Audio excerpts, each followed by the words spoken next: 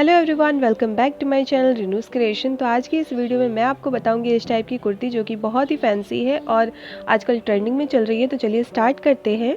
तो सबसे पहले हम यहाँ पर फ्रंट पार्ट निकालेंगे। तो उसके लिए मैंने 2 फोल्ड में यहाँ पर अपना फैब्रिक कर लिया है एंड यहाँ पर सबसे पहले लेंथ लेंगे।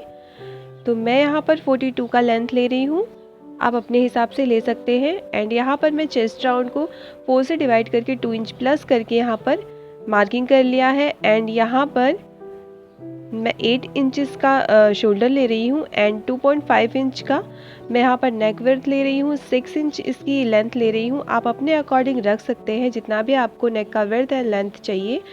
और यहाँ पर मैं शोल्डर का निशान लगा रही हूँ जितना भी आपका बचता है 8 इंचेस में से।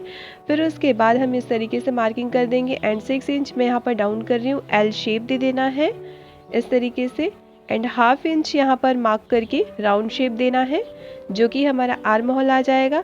एंड 7 इंच पे मार्क कर रही हूँ, ये कमर का लेंथ है। एंड वापस से हम 7 इंच पे मार्क करेंगे जो कि यहाँ पर हमारा चौक बनेगा। अब इसके बाद हमें इन सारे डॉट्स को मिलाना है।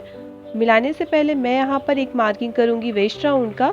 वेस्ट राउंड को आप 4 से डिवाइड करके 2 इंच इसमें इंक्लूड करें। एंड इसके बाद हम यहाँ पर चौक का भी सेम उसी तरीके से ही मार्किंग करेंगे। तो यहाँ पर हमारी मार्किंग हो चुकी है। डबल मार्किंग दी है मैंने, एक स्टिचिंग के लिए और एक कटिंग के लिए।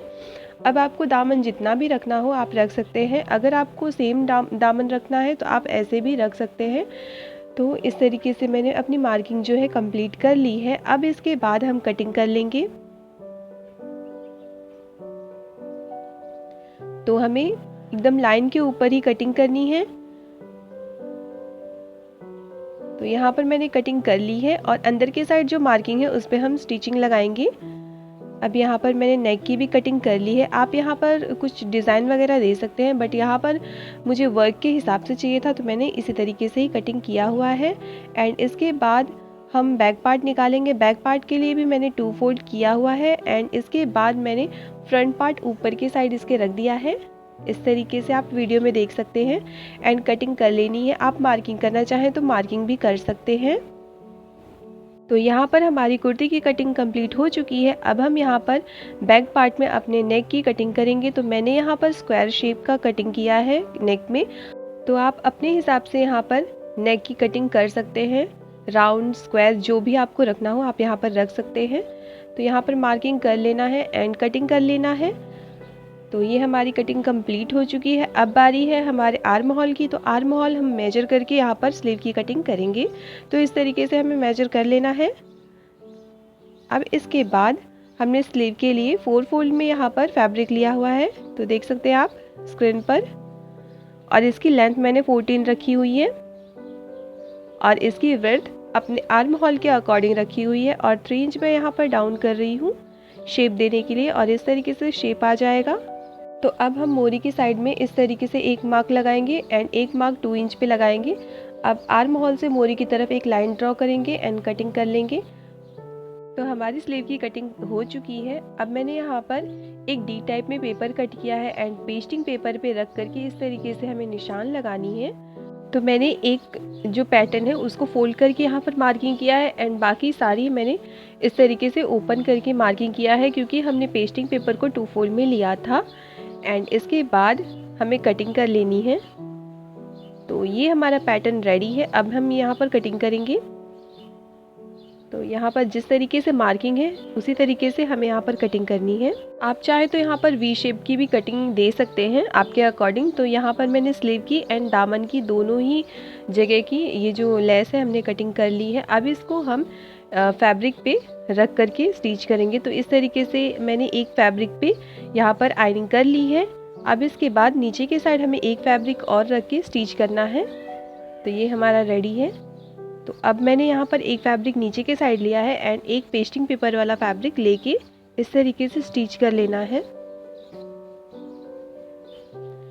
तो यहाँ पर मैं राउंड शेप बना रही हूँ, आप चाहे तो यहाँ पर वी शेप भी बना सकते हैं। तो इस तरीके से स्टिच कर लेना है। देन इसके बाद हमें इसे सीधा कर लेना है इस तरीके से। आप यहाँ पर किसी भी पेचकस वगैरह का भी यूज़ कर सकते हैं, हाथों से भी आप इसे पलटी कर सकते हैं। तो यहाँ पर एक बार प्रेस ज़रूर लगाएं। फिर उसके बाद हमें नीचे के साइड में इस तरीके से सिलाई लगा लेनी है एंड यहाँ पर इसकी आप फिनिशिंग देख सकते हैं। तो यहाँ पर मैं स्लीव में अटैच करके आपको दिखा देती हूँ। तो स्लीव में अटैच करने के लिए मैंने यहाँ पर 1/2 इंच के ऊपर ही अपना जो लेस है रखा हुआ है एंड इसके बाद हमें 1/2 इंच का जो फैब्रिक छोड़ा है इस तरीके से फोल्ड करके स्टिच लगाना है। अब स्टिच लगाने के बाद हमें इस तरीके से ओपन कर लेना है। तो ये कुछ इस तरीके का दिखेगा एंड इसके ऊपर से हमें एक सिलाई लगाना है। एक्स्ट्रा फैब्रिक जो है हमें कट करके निकाल देना है। तो ये रहा आपका पैटर्न तैयार है। हमने दोनों ही स्लीव में इस तरीके से ही अपना पैटर्न अटैच किया हुआ है। तो यहाँ पर आप देख सकते हो इसकी फिनिशिंग कितनी अच्छी आई है। नीचे की साइड से फिनिशिंग एकदम प्रॉपर आ चुकी है। तो ये हमारा स्लीव रेडी है। अब हम कुर्ती की तरफ बढ़ते हैं। तो इस तरीके से हमने नेक बनाना है। मैंने पहले ही नेक की कटिंग एक्स्ट्रा फैब्रिक पे कर ली थी एंड इसके बाद हमने पेस्टिंग पेपर को प्रेस कर लिया है एंड उसको स्टिच कर लिया है, सिक्योर कर लिया है। देन इसके बाद हमें अपने नेक में इसे अटैच करना है इस स्ट्रैप को। अब इसके बाद हमें कट्स लगाने हैं। तो जैसे कि मैं आपको हर वीडियो में बताती हूँ, कट्स लगाने बहुत ही इम्पॉर्टेंट है। तो यहाँ पर मैंने कट्स लगा लिए हैं एंड इसके बाद इस तरीके से फोल्ड कर लेना है एंड एक स्टिच लगा लेना है। तो यहाँ पर हमारा फ्रंट नेक तैयार हो चुका है। अब हम बैक नेक भी इसी तरीके से ही बनाएंगे। तो यहाँ पर आप देख सकते हो स्ट्रैप को इस तरीके से रखना है एंड 1/2 इंच की मार्जिन लेते हुए हमें स्टिच कर लेना है।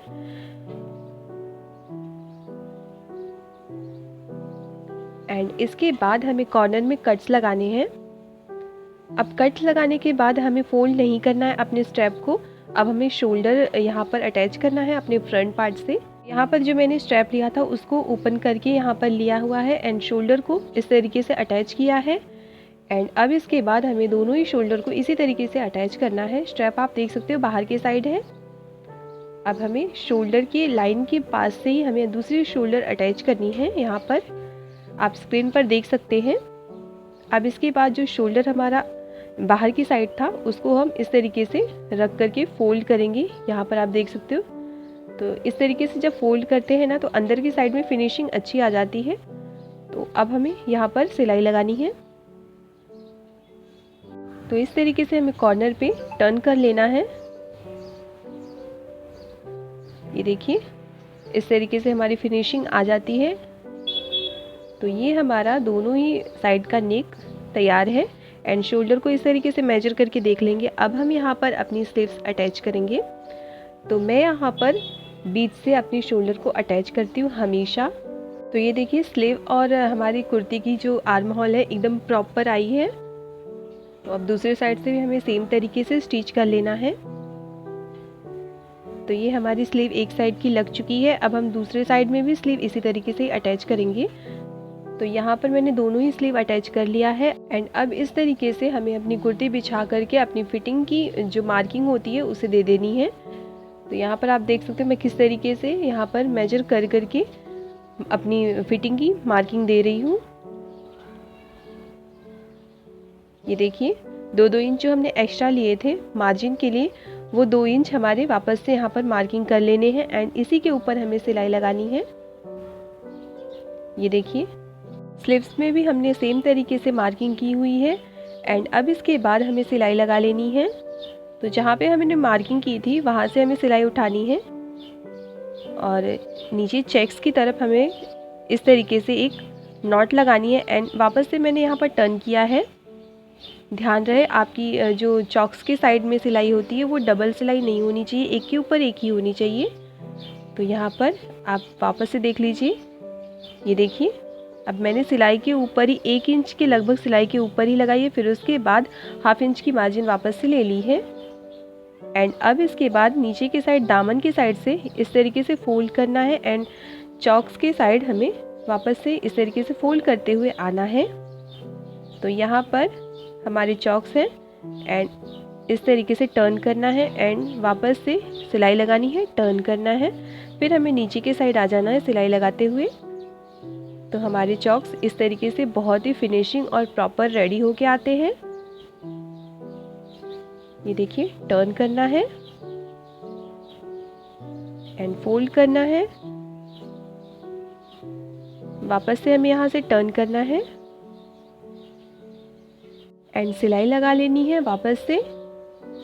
तो ये हमारा चॉक्स रेडी हो चुका है। अब हमें नीचे के साइड में इस लेस को अटैच करना है जो कि हमने अपने हाथों से प्रिपेयर किया था। तो साइड से इस तरीके से हमें सिलाई लगा लेनी है और फिनिशिंग दे देनी है। एंड जैसे कि हमने अपने स्लीव में अटैच किया था इस लेस को, वैसे ही हमें दामन में भी अटैच करना है।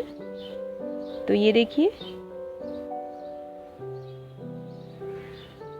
इस तरीके से फिनिशिंग दे देनी है। एंड ऊपर के साइड में हमें एक और सिलाई लगा लेनी है। ये देखिए अब इसके ऊपर हमें सिलाई लगानी है।